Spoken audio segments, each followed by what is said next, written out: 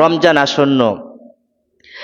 রমজান তাদের জন্যই যারা রমজানকে মনে রাখছে, আর যারা রমজানকে মনে রাখতে পারে নাই তারা ব্যবসার মধ্যে ক্ষতিগ্রস্ত হবেই হবে, 100% হবে।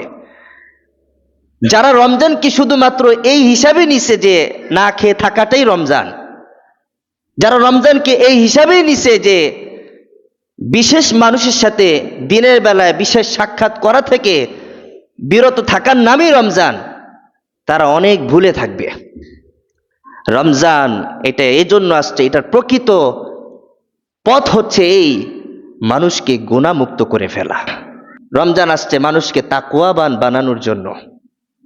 রমজান কেন আসছে? মানুষকে মুত্তাকি বানানোর জন্য। রমজান কেন আসছে? মানুষকে আখিরাতমুখী করার জন্য।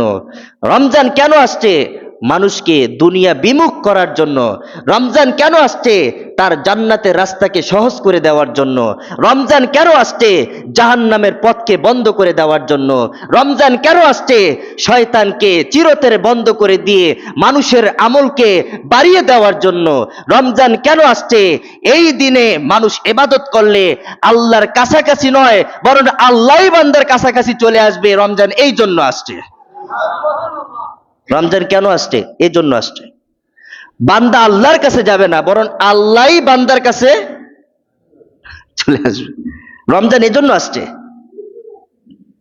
রমজান আসছে বান্দা আল্লাহর কাছে নয়, আল্লাহ বান্দার কাছে চলে আসবে। কি বুঝেন? আস-সাওমু লি ওয়া আনা আজজি বি। রমজান আমি তোমাদের জন্য দিয়েছি, গুনাহগার বানানোর জন্য না। রমজান আমি তোমাদেরকে দিয়েছি অপরাধী হয়ে থাকার জন্য নয়। রমজান আমি তোমাদেরকে দিয়েছি জাহান্নামে যাওয়ার জন্য নয়। আমি রমজান দিয়েছি জাহান্নাম থেকে মুক্তি পাওয়ার জন্য। রমজান দিয়েছি জান্নাতে যাওয়ার জন্য। রমজান দিয়েছি আমি বড় শয়তানদেরকে আটকে রাখছি যেন তোমাদেরকে কুপকাত করতে না পারে, প্ররোচনা দিতে না পারে। মানুষ অপরাধ করলে বলে ফেলে শয়তান আমারে দিয়া করাইছে। কি বলে কি বলে না?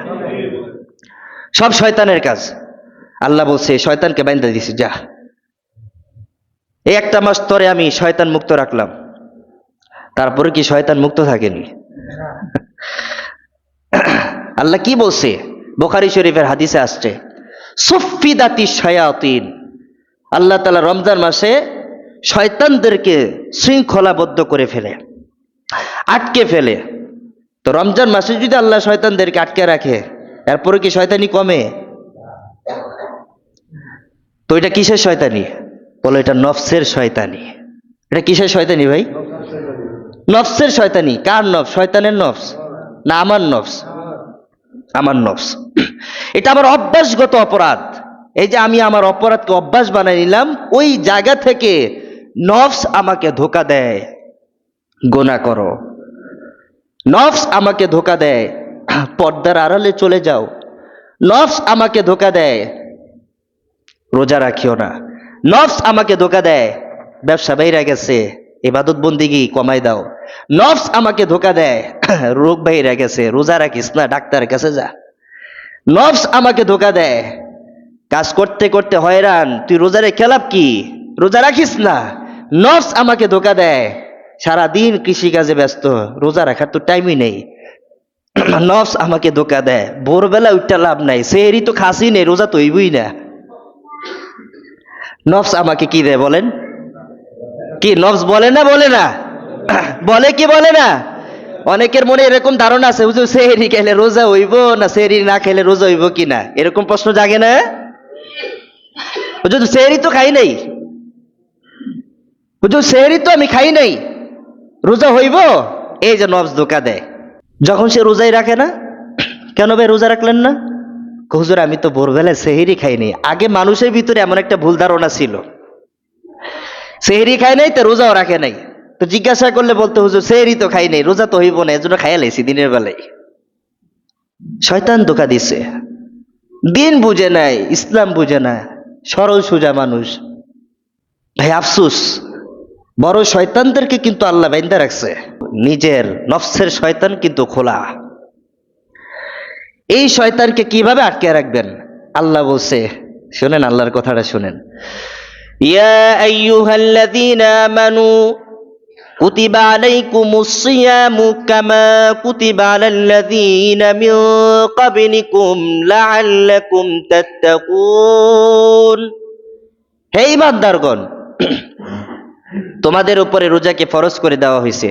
প্রশ্ন কইরো না হুজুর, আমরার উপরে কি রোজা দিয়ে আল্লাহ কষ্ট দিল না আমাদেরকে? আল্লাহ কি শুধু আমাদেরকে কষ্ট দেওয়ার জন্য পাঠাইছে?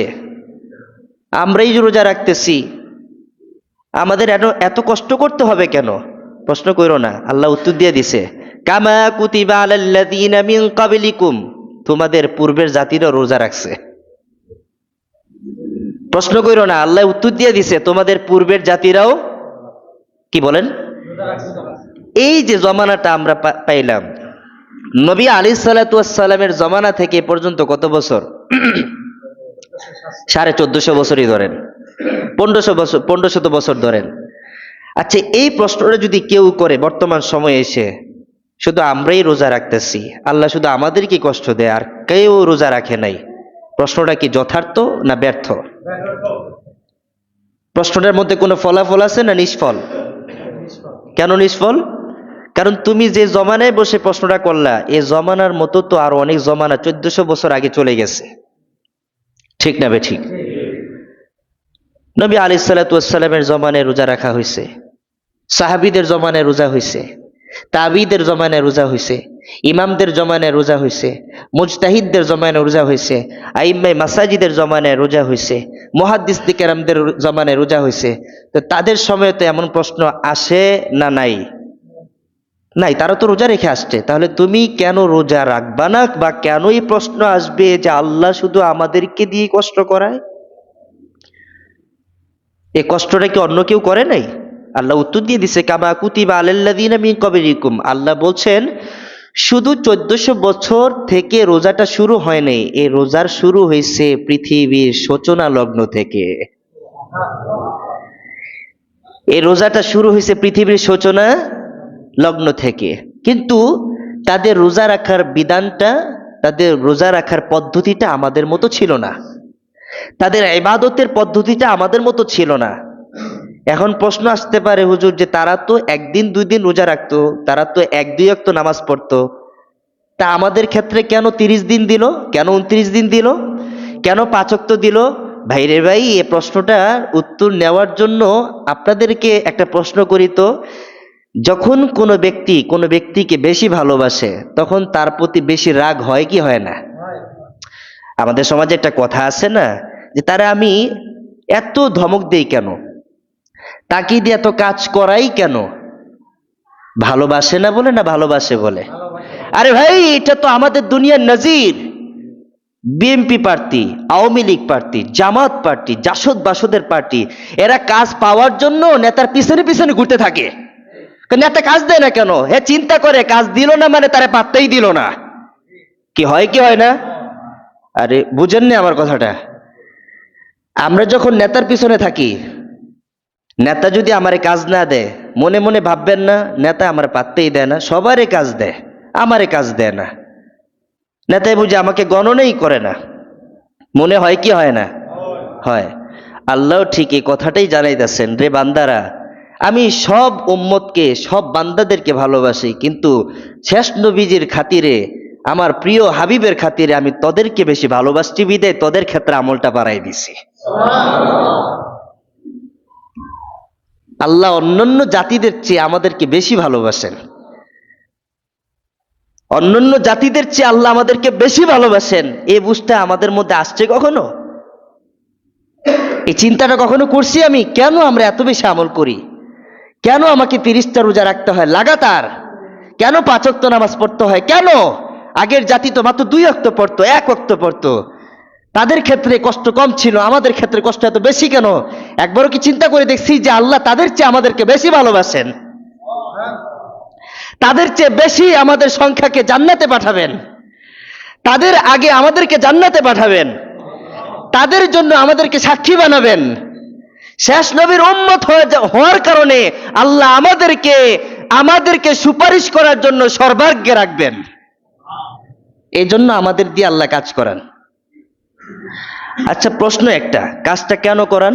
আল্লাহর কোনো লাভ, আল্লাহর কোনো ক্ষতি, আল্লাহর কোনো লোকসান আছে, কোনো লাভ আছে? বান্দা যত কাজ করবে বান্দারই লাভ, বান্দা যত কষ্ট করবে বান্দারই লাভ, আল্লাহর কোনো লাভ নাই। আল্লাহ কাজ দিচ্ছেন বান্দার লাভের জন্য, বান্দার মঙ্গলের জন্য। ঠিক তদ্রূপভাবে আল্লাহ রোজাটা দিচ্ছেন মানুষ এবং বান্দার কল্যাণের জন্য, বান্দাকে কষ্ট দেওয়ার জন্য নয়। সোজা কথা। এই জন্য আল্লাহ কি বলছেন? কামা কুতিবা আলাল্লাযীনা মিন ক্বাবলিকুম লাআল্লাকুম তাত্তাকুন, যেন তোমরা মুত্তাকি হতে পারো। আচ্ছা বলেন তো, একটা মানুষ মুত্তাকি, সে যে মুত্তাকি হবে, কোত্থেকে মুত্তাকির প্ল্যাটফর্মটা শুরু হবে, এটার কেন্দ্রবিন্দুটা কোথায়? একটা মানুষ যখন মুত্তাকি হতে চায়, আমি আল্লাহ ভীরু হব, আমার ভিতরে খোদা ভয় থাকবে, আমি পরহেজগার হব, আমার মতো পীর, আমার মতো কুতুব, আমার মতো বুজুর্গ আর কেউ হবে না, আমি এমন পাক্কা মানুষ হব যে আমি আল্লাহ ছাড়া আর কাউকে আমার অন্তরে ঠাঁই দিব না। আমি আপনাদের কাছে প্রশ্ন করব, এই চিন্তাটা, এই খেয়ালটা কোত্থেকে শুরু হয়? কোত্থেকে বলেন তো? এখান থেকে শুরু হয় না? এটা হলো আমাদের কেন্দ্রবিন্দু, এটাকে পরিচালনা করে ব্রেন, এটা হচ্ছে আমাদের উৎস, আর এই উৎসটাকে পুরা জমিনে ছড়িয়ে দেয় এই ব্রেনটা, পুরা জগতে ছড়ায় দেয় ব্রেনটা। তাহলে আমরার কাজ কি? আমরার কাজ হচ্ছে মুত্তাকি হওয়া।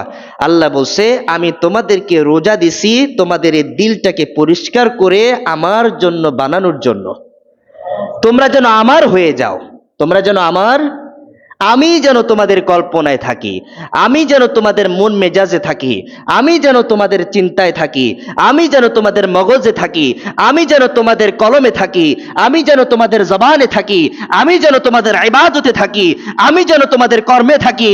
এজন্য আল্লাহ বলছেন, আমি তোমাদের দিলকে পরিষ্কার করার জন্য রমজানের রোজা দিছি। এবার প্রশ্ন, তাহলে রমজান কি শুধু খাওয়া দাওয়া থেকে বিরত থাকার নাম? রমজান কি শুধুমাত্র বিশেষ মানুষের সাথে দিনের বেলায় বিশেষ সাক্ষাৎ থেকে বিরত থাকার নাম? নাকি চোখেরও রমজান আছে?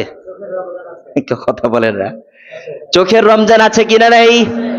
মুখের রমজান আছে কিনা নাই? জবানের রমজান আছে কিনা নাই? কানের রমজান আছে কিনা নাই? চোখের রমজান কি? জিনার কোন জিনিস চোখ দিয়ে দেখবো।